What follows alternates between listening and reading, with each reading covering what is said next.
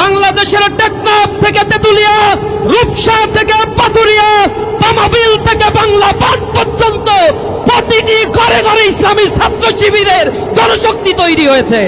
এই জমিন আমাদের রক্তে কেনা, এখানে আমাদের শহীদদের রক্ত ঝরেছে, এখানে বুলডোজার দিয়ে আমাদের ঘর বাড়ি ভেঙে দেওয়া হয়েছে, এখানে আমাদের ঘর বাড়ি থেকে উচ্ছেদ করা হয়েছে, কিন্তু আমরা দমিত হই নাই, আমরা দমিত হওয়ার পাত্র নই। এ বাংলাদেশের স্বাধীনতার পরবর্তী ইতিহাস সাক্ষী। প্রতিবার আন্দোলন পরবর্তী, প্রতিবারই সুযোগ সন্ধানী এই দলটি সুযোগ নিয়েছে আর জনগণের ঘাড়ে চেপে দুর্নীতির স্বর্গরাজ্য তারা তৈরি করেছিল।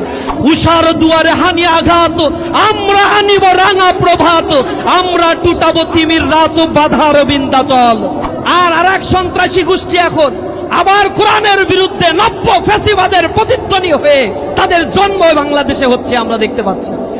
সুপ্ত বারুদ আগ্নেয়গিরি এই জাতিকে নিয়ে যদি আবার কেউ তামাশার খেলা খেলতে চায়, তাহলে আমি আবার প্রতিবাদ করব।